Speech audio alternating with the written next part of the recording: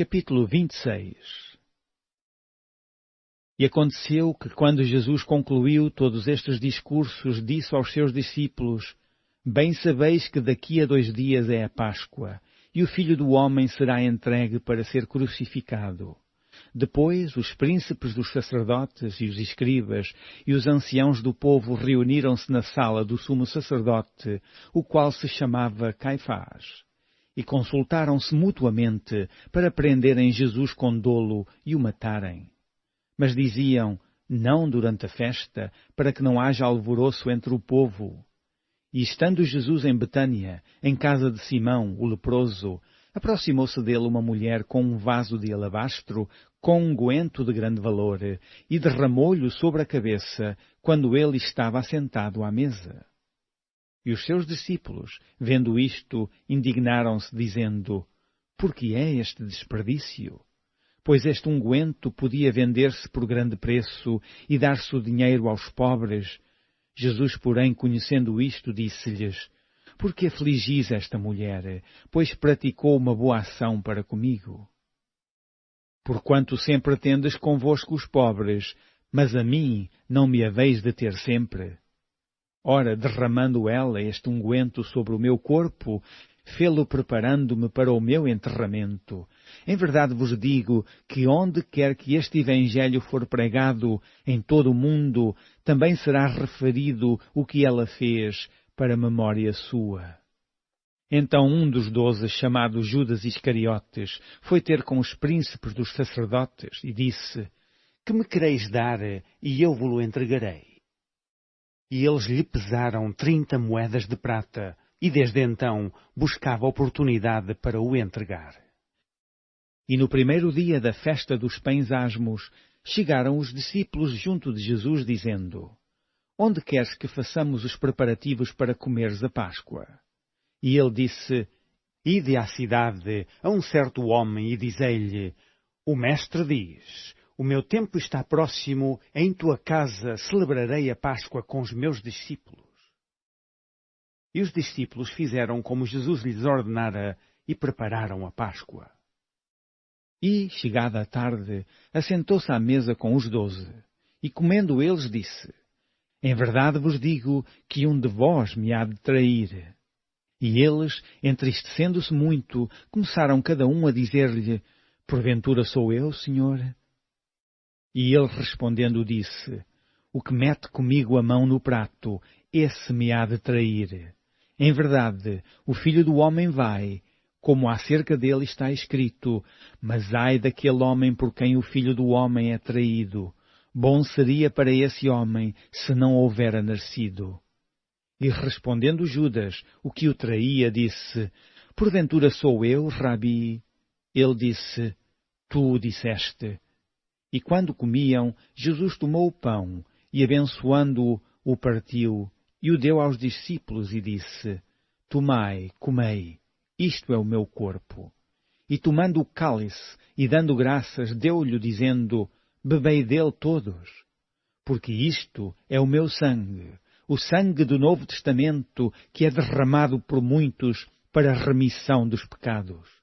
E digo-vos que desde agora não bebereis deste fruto da vide até aquele dia em que o beba de novo convosco no reino de meu Pai. E tendo cantado o hino, saíram para o Monte das Oliveiras. Então Jesus lhes disse: Todos vós esta noite vos escandalizareis em mim, porque está escrito: Ferirei o pastor, e as ovelhas do rebanho se dispersarão. Mas depois de eu ressuscitar, irei adiante de vós para a Galileia. Mas Pedro, respondendo, disse-lhe: Ainda que todos se escandalizem em ti, eu nunca me escandalizarei. Disse-lhe Jesus: Em verdade te digo que, nesta mesma noite, antes que o galo cante, 3 vezes me negarás. Disse-lhe Pedro: Ainda que me seja mister morrer contigo, não te negarei. E todos os discípulos disseram o mesmo. Então chegou Jesus com eles a um lugar chamado Getsemane, e disse aos seus discípulos: Assentai-vos aqui, enquanto eu vou além orar. E levando consigo Pedro e os 2 filhos de Zebedeu, começou a entristecer-se e a angustiar-se muito. Então lhes disse: A minha alma está cheia de tristeza até à morte. Ficai aqui e velai comigo. E indo um pouco mais para diante, prostrou-se sobre o seu rosto, orando e dizendo: Meu Pai, se é possível, passa de mim este cálice. Todavia, não seja como eu quero, mas como tu queres. E voltando para os seus discípulos, achou-os adormecidos, e disse a Pedro: Então nem uma hora pudeste velar comigo? Vigiai e orai, para que não entreis em tentação. Na verdade, o espírito está pronto, mas a carne é fraca. E indo segunda vez, orou, dizendo: Pai meu, se este cálice não pode passar de mim sem eu o beber, faça-se a tua vontade. E voltando, achou-os outra vez adormecidos, porque os seus olhos estavam carregados. E deixando-os de novo, foi orar pela terceira vez, dizendo as mesmas palavras. Então chegou junto dos seus discípulos e disse-lhes: Dormi agora e repousai. Eis que é chegada a hora e o Filho do Homem será entregue nas mãos dos pecadores. Levantai-vos, partamos, eis que é chegado o que me trai. E estando ele ainda a falar, eis que chegou Judas, um dos 12, e com ele grande multidão, com espadas e varapaus, enviada pelos príncipes dos sacerdotes e pelos anciãos do povo. E o que o traía tinha-lhes dado um sinal, dizendo: O que eu beijar é esse, prendei-o. E logo aproximando-se de Jesus disse: Eu te saúdo, Rabi. E beijou-o. Jesus, porém, lhe disse: Amigo, a que vieste? Então, aproximando-se eles, lançaram mão de Jesus e o prenderam. E eis que um dos que estavam com Jesus estendeu a mão, puxou da espada e, ferindo o servo do sumo sacerdote, cortou-lhe uma orelha. Então Jesus disse-lhe: Mete no seu lugar a tua espada, porque todos os que lançarem mão da espada, à espada morrerão. Ou pensas tu que eu não poderia agora orar a meu Pai, e que ele não me daria mais de 12 legiões de anjos? Como, pois, se cumpririam as Escrituras que dizem que assim convém que aconteça? Então disse Jesus à multidão: Saístes como para um salteador, com espadas e varapaus para me prender? Todos os dias me assentava junto de vós, ensinando no templo, e não me prendestes? Mas tudo isto aconteceu para que se cumpram as Escrituras dos profetas. Então todos os discípulos, deixando-o, fugiram. E os que prenderam a Jesus o conduziram à casa do sumo sacerdote Caifás, onde os escribas e os anciãos estavam reunidos. E Pedro o seguiu de longe até ao pátio do sumo sacerdote, e entrando, assentou-se entre os criados para ver o fim. Ora, os príncipes dos sacerdotes e os anciãos e todo o conselho buscavam falso testemunho contra Jesus para poderem dar-lhe a morte. E não o achavam, apesar de se apresentarem muitas testemunhas falsas. Mas por fim chegaram 2. E disseram: Este disse: Eu posso derribar o templo de Deus e reedificá-lo em 3 dias. E levantando-se o sumo sacerdote, disse-lhe: Não respondes coisa alguma ao que estes depõem contra ti?